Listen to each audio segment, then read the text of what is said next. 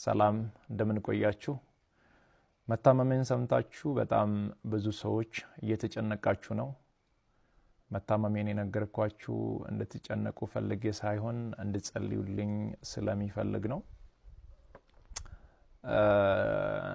በእርግጥ አዲስ ሚዲያ ኔትወርክ ጋር በነበረን ኢንተርቪው ቆይታ ጋዜጠኛው በድንገት ሲጠይቀኝ መታመሜን ነግራችኋለሁ።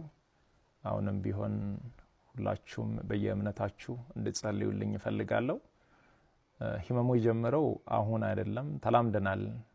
ዛሬ 1 ዓመት ከ5 ወር አካባቢ የሚሆን ይመስለኛል። ያኔ ጎፋ በመሬት ናዳ ምክንያት ወገኖቻችን በሞቱ ጊዜ ለማገዝ እዛ ነበርኩኝ። እዛ ታመምኩ። ከዛ በኋላ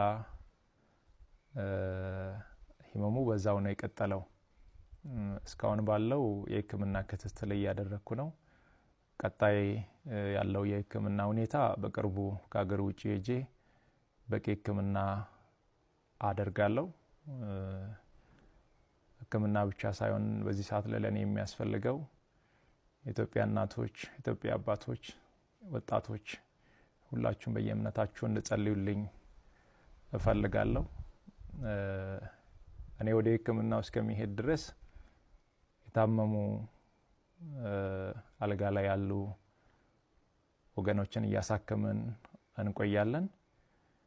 በመጨረሻም አንድ ማለት የሚፈልገው በዚህ ሰዓት ለኔ የሚያስፈልገኝ አንድ ነገር ብቻ ነው። አሁን ከሚነግራችሁ ነገር ውጪ ለኔ ምንም ነገር አያስፈልገኝም። ሁላችሁም በየእምነታችሁ ጸልዩልኝ። ጸሎትና ጸሎት ብቻ ነው የሚያስፈልገኝ። ከዛ በተረፈው እግዚአብሔር ሁሉን ይችላል።